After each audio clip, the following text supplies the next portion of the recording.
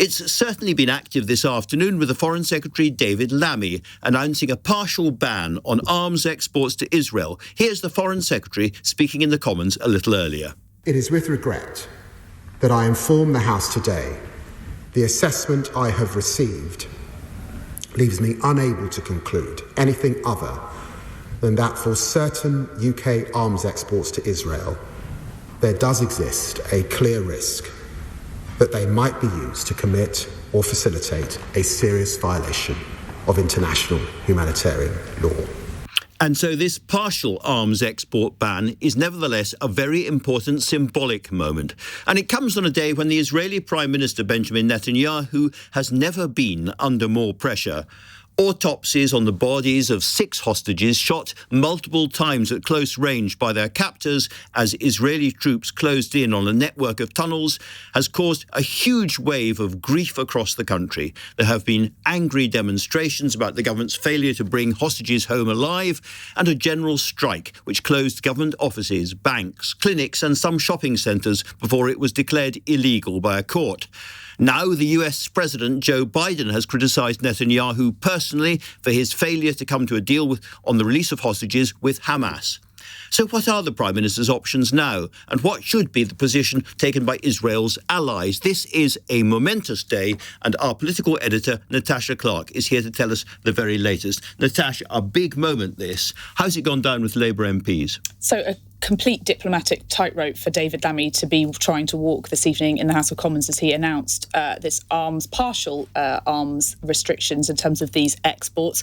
Now, it's going to be just a slither, less than 10% of all the arms exports going there, 30 out of 350, and we understand that it's going to focus mainly on some of the offensive weapons that are That's bits of fighter planes and drones and helicopters. Bits of fighter planes, helicopters, drones, other things like that. And there is a real clear risk, according to the Foreign Office's analysis of the situation, which David Lammy, the Foreign Secretary, ordered when he got into government, which says that these could, and potentially could, is an interesting and important word to note here, be being used to breach international law in Gaza. Now, the Foreign Secretary was quite clear to emphasise that he is not making that conclusion, that it could be the case that there is no actual breach of international law. Yes, he says Britain is not an international court after all. Exactly, so he's not going to prejudge the International Criminal Court or any sort of international decisions, but he is saying that there could be a risk that some British-made, British-produced weapons could be involved in this. It's a very important diplomatic intervention, but throughout that speech, it was very interesting to note him talking about how Israel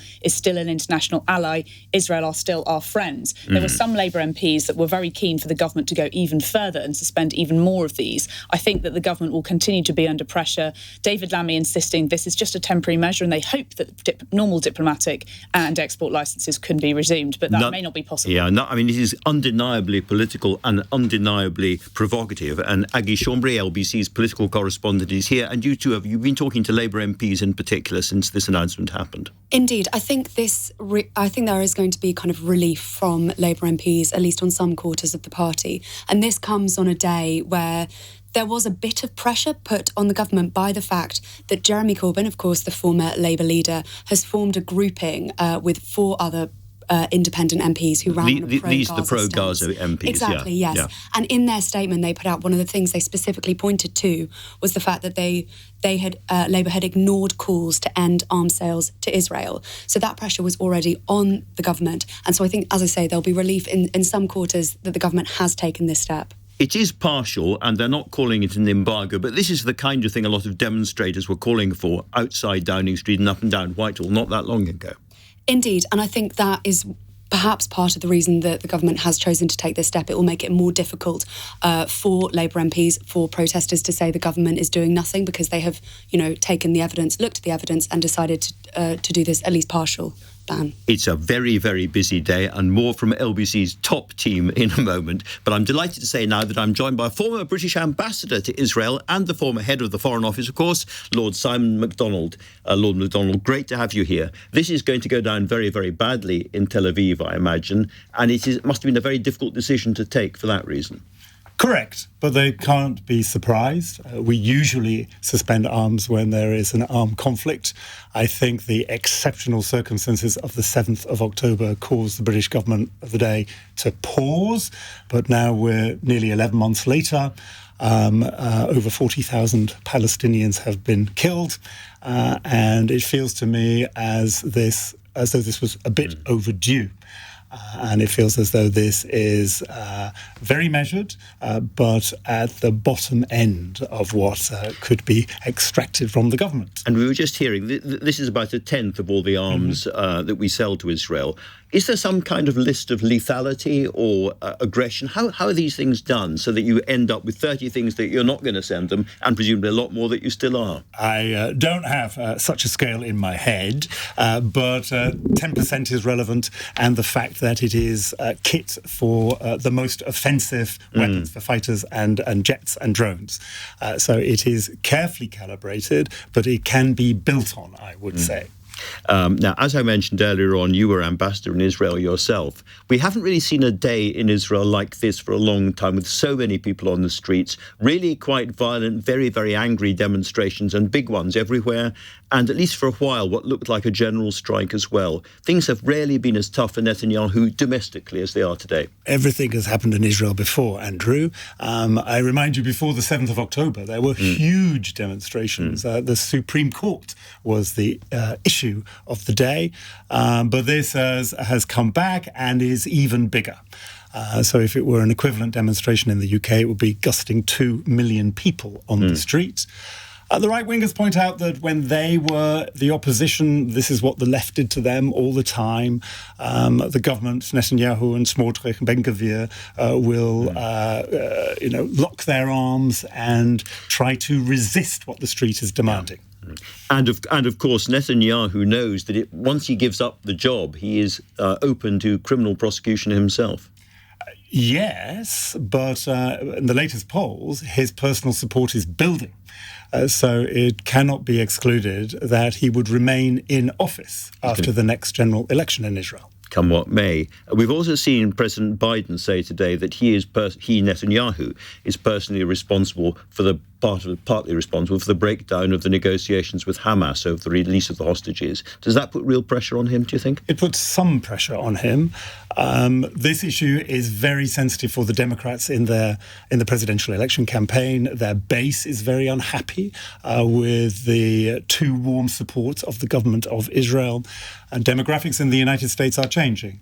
Detroit is the biggest Arab city in the United States, and it's a key city in Michigan, which is one of the swing states. So the Americans see Israel more in domestic terms than before. Yeah.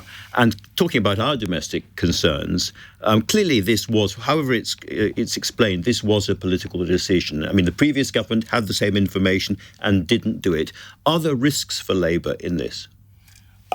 I can see risk from both sides. I mean, the Israelis will be unhappy and Israel's supporters in the UK will be unhappy. But as it's only affecting 10%, those that want to go further to show more overt support for the Palestinians and criticism of Netanyahu's government will also be somewhat disappointed. Watershed moment? I don't think so. An important moment, but not a watershed one. At the beginning of the summer, we were talking a lot about Lebanon and the possibility of a wider war starting. That seems to have diminished a bit. But still, the contingency plans for evacuation are there. Still, the Israelis are very watchful for what is happening to their north. Iran is also a factor. This is not de-escalating at the moment. It's still the number one problem. This is not some sort of student politics now, where you carry out sort of student bans on different things. This is now geopolitics.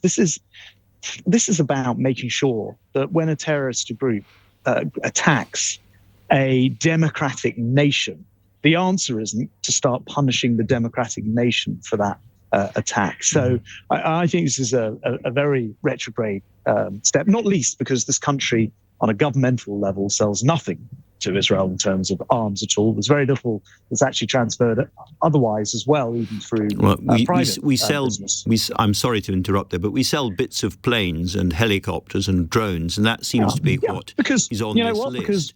because Israel as a country is an ally. I don't agree. I may not agree. In fact, I don't agree with the Israeli government that's in place, and it's a huge rainbow. In the same way as I don't agree with the government that's in place in Britain, but it doesn't mean that I would stop supplying arms to the British government if I were a foreign government, just because I don't like the Labour government. And I just think this shows the sort of student politics nature of David Lammy, and I'm sorry that this is a step that he's taken.